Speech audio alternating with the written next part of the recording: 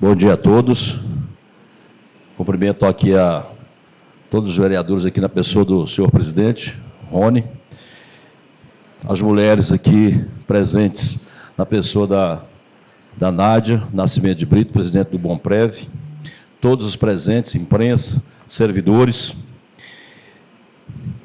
É uma satisfação estar retornando aqui à casa, presidente e demais pares, principalmente porque quando veio o assessor jurídico ou do município, ou no caso do Bomprev, é porque são matérias que o município, o Poder Executivo, tem que apresentar, tem que submeter a essa Casa de Leis.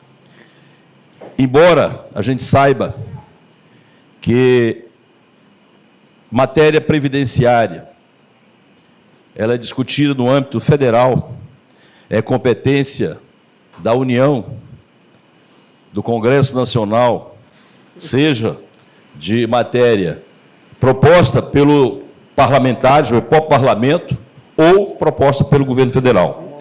A discussão principal de matéria previdenciária se discute no âmbito federal. Cumprindo a nós, entes federativos, ou entes federados, estados, Distrito Federal, municípios, e é o caso de nossa Bom Jardim, é justamente isso, cumprir aquilo que é determinação constitucional, que foi aprovada em 12 de novembro de 2019, a chamada reforma da Previdência, já nesse governo do presidente Jair Bolsonaro, e todo presidente que entra tem uma reforma ou uma mini-reforma previdenciária. Vocês já sabem disso. Teve a grande reforma de 98, do Fernando Henrique. Veio a reforma de 2003, do ex-presidente Lula. Veio a 47, ainda dele também. Veio a 70, já com a ex-presidente Dilma. Veio uma mini-reforma em 2018, do ex-presidente Temer. Tá certo? Então, assim, hoje a Previdência se destaca como um dos itens mais importantes para a vida nacional, consequentemente, para todos os entes federativos e, principalmente, para a classe de servidores que são vinculadas a eles, seja do regime geral, seja no regime próprio. Daí essa necessidade, porque tem que se preocupar com previdência. Porque, na realidade, o primeiro passo que a gente tem que fazer, antes de adentrar no projeto, que eu sei que o tempo é limitado, o primeiro passo que nós temos que fazer é mudar a nossa cultura previdenciária. Notadamente aqui na região norte, na região nordeste, norte do Brasil, a gente tem essa dificuldade, que todos nós passamos por isso. Quando nós estamos lá na fase boa de trabalho, criativa, porque quando a gente chega na idade, a gente tem experiência, mas a criatividade diminui, mas a experiência soma, conta. Só que nessa fase dos 18, 20, 30, até os 40 anos, é uma fase que você tem que estar ganhando o que sobra, investindo e economizando, e principalmente para o futuro, para quando você precisar, na fase que você já está experiente, mas o teu organismo precisa de descansar, precisa de divertir com os netos, precisa passear, precisa comprar remédio, pagar um plano de saúde. Aí, nessa fase, você vai entender por que a Previdência é importante. Tá certo? E o que nós vimos em todos esses rincões do Brasil, essa dificuldade. Quando eu estou lá na minha fase boa, quando eu vejo aquele desconto para o INSS ou para o regime próprio, eu brigo. Por que eu tenho que pagar esse imposto? E é tudo dinheiro para o governo. É isso, é aquilo. É a primeira preocupação que a gente tem nessa fase. Quando eu chego na fase que eu estou precisando, chegando perto da minha aposentadoria, eu começo a preocupar. E aí? O mercado de trabalho está difícil. Nós estamos sendo substituídos pela máquina. Aí eu vou começar a correr atrás do meu CNIS, saber como que eu faço para me aposentar, se eu vou me aposentar na integralidade, por quanto. Chego lá, não tem contribuição. Chego lá, só tem 15 anos de contribuição. E eu achava bom quando não contribuía. Então, dado esse somatório de problemas, fora que lá no passado, graças a Deus distante, se utilizou muito dinheiro da Previdência Social, ainda quando não existiam os regimes próprios, para financiar a Ponte Rio-Niterói, financiar usinas de Angra 1, Angra 2, financiar a Itaipu Binacional, projetos energéticos. E esse dinheiro muitas vezes não retornou ao caixa do INSS. E isso, ao longo dos anos, a gente só ouve dizer o INSS, um termo errado que a imprensa usa, tem um rombo de 200 e tantos bilhões e 300 bilhões. Na realidade, não se chama rombo, chama-se déficit financeiro.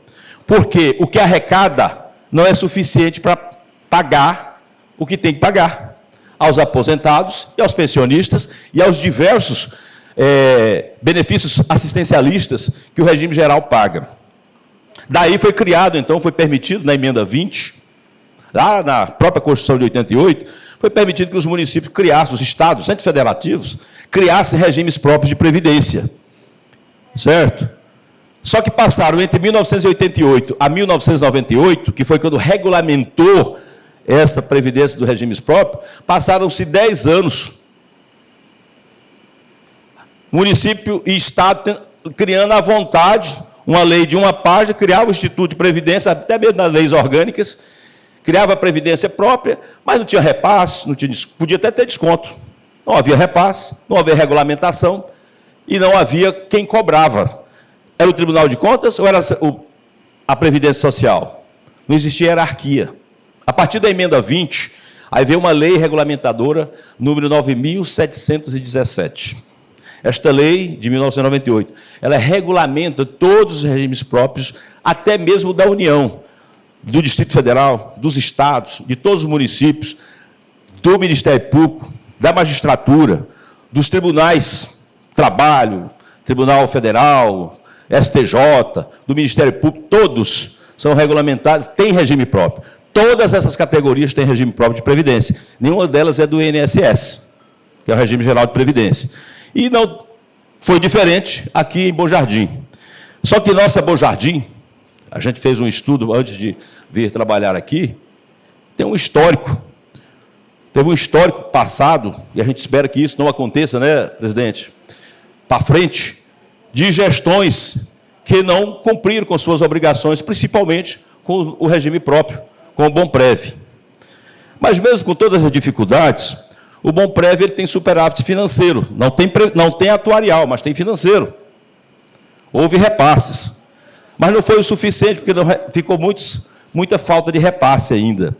Nós estamos regularizando. Nosso trabalho é regularizar. E olha que já estamos com um ano e pouco, agora que nós conseguimos chegar no cerne da questão e achar onde estava toda essa problemática. São parcelamentos feitos e não cumpridos, são contribuições não repassadas, informações indevidas à Secretaria de Previdência, dizendo que tinha passado, não tinha passado, tá certo? Eu ainda não terminei de ler todo o relatório de auditoria, mas a gente já tem uma noção que é um débito alto, que a prefeita atual vai ter que arcar com ele, para poder regularizar. Ela não fica penalizada por esses erros do passado, porque a gestão dela está em dia. Mas, como se diz, quem vai para o cargo eletivo tem o bônus, mas também tem o ônus. E o ônus é herdar o passivo também. E o que nós temos de passivo hoje é motivo de preocupação para todos. O passivo não é só no município de Bom Jardim.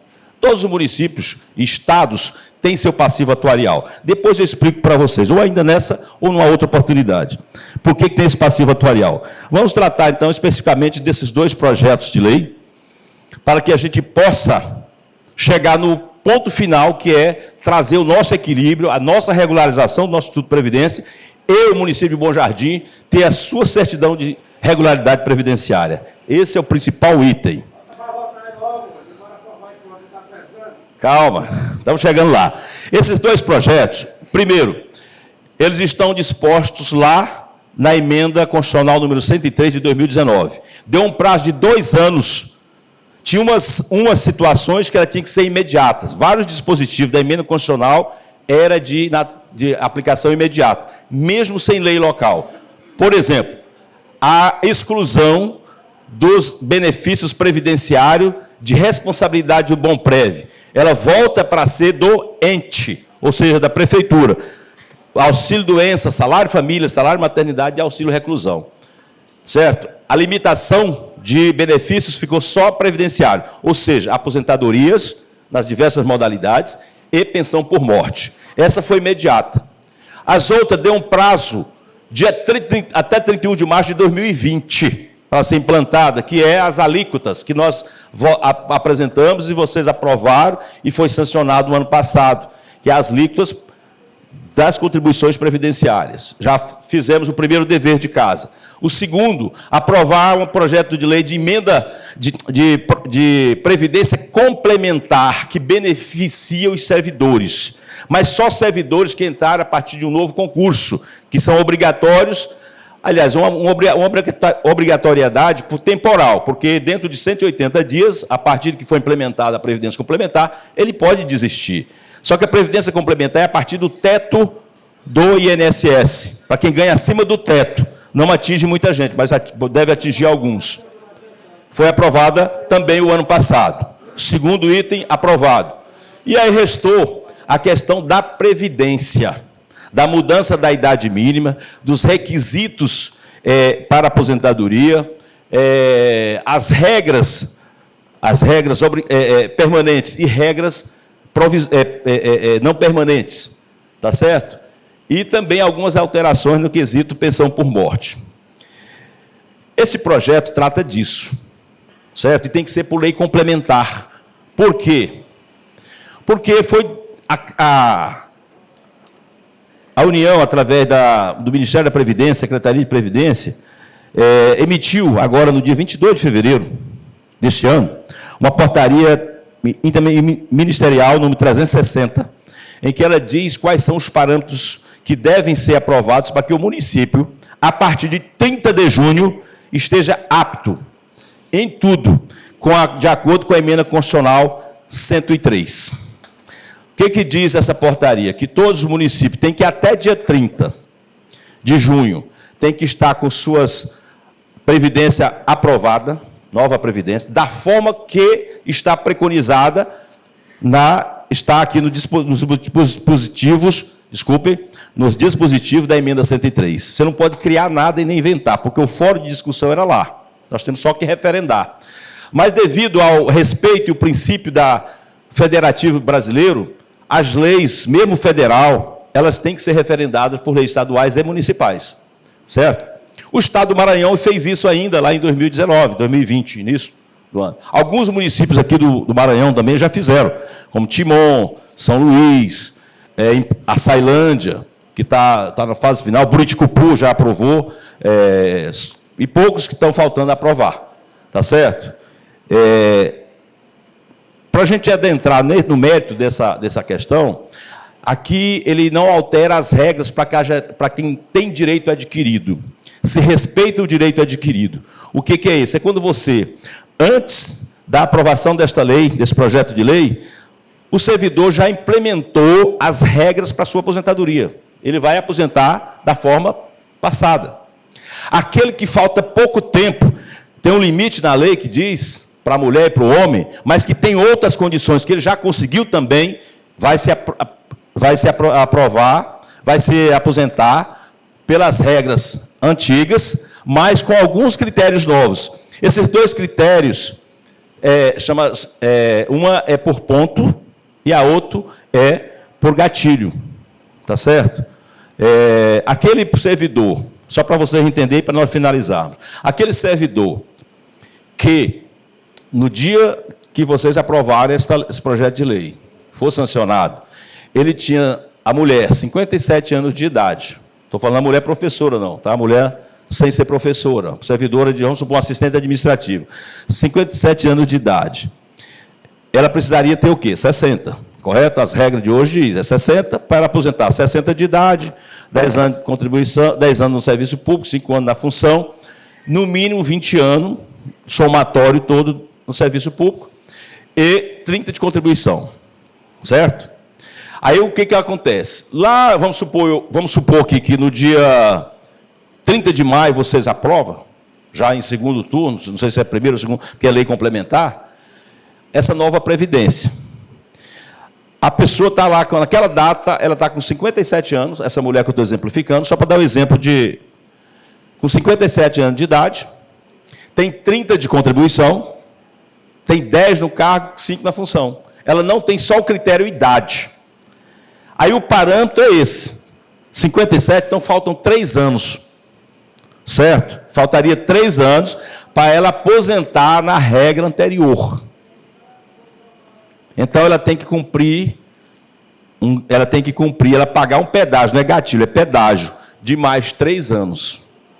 Ao invés de mais 3 anos para ela cumprir, ela vai cumprir 6, porém se aposenta com as regras antigas. Aí vamos pegar essa mesma senhora, vamos ela por ponto. Por ponto é para os servidores que entraram, já após a emenda, após a aprovação desta lei, após a aprovação da emenda à lei orgânica. Essa senhora, ela implementa o tempo dela, tempo de contribuição, continua sendo 30, e ela completa 62. Só que ela completa 62 e não tem os 30 de contribuição. Vamos colocar assim, ela seria voluntária por idade. Aí é a chamada regra por pontos. Como é que funciona isso? Toda aposentadoria ela vai começar agora tendo como regra e princípio geral 60% da média. Da média que foi apurada desde julho de 94 até a data que ela vai lá pleitear, completou os 62 anos, que não vai ser mais 60. Tá certo? Aí ela tem que ter os 62 anos, vamos supor que ela tenha 20 anos de contribuição. Tá certo? Então é o seguinte, faz-se a média de todas as contribuições dela, aí vai pegar 100% da média, deu tanto. Suponhamos aqui que deu R$2.000, 100% da média. Aplica-se um percentual de 60%, certo? 60% vezes vai dar 1.600, correto? Então a aposentadoria dela, naquele momento, vai ser R$1.600. Como que ela pode fazer para chegar na integralidade? Para cada ano, veja que eu coloquei ela com 20. Cada ano que ela contribuir, ela tem 2% a mais. Até o limite de 100%. Ou seja, faltariam 10 anos para ela implementar as condições para a integralidade, correto? Aí ela trabalha, então, 5 anos ela vai ter 10%. Ela trabalha mais 5 anos, mas se ela trabalhar 20 anos, ela vai ter os 40%. Aí você soma 20. Com 62, ela vai para 82 anos. Certo? Qual que é o objetivo do governo? Retardar a aposentadoria e dar equilíbrio financeiro aos regimes próprios. Então, essa é uma das regras principais. A outra é a questão da idade. A idade só foi alterada para a mulher. Tanto a mulher professora, quanto aquela servidora de outra categoria. Tá?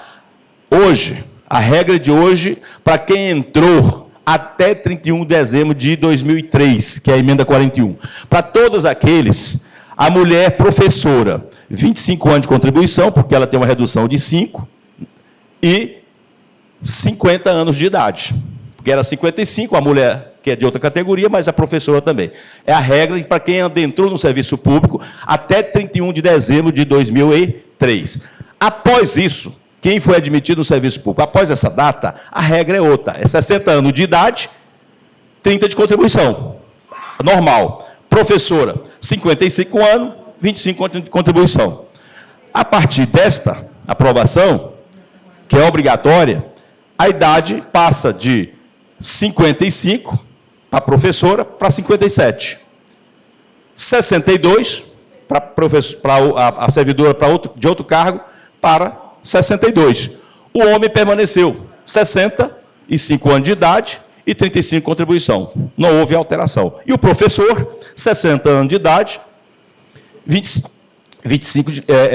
30 de contribuição. Não houve alteração para o homem. Certo?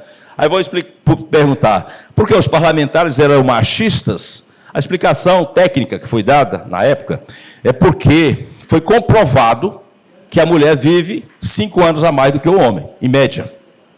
Ou até mais.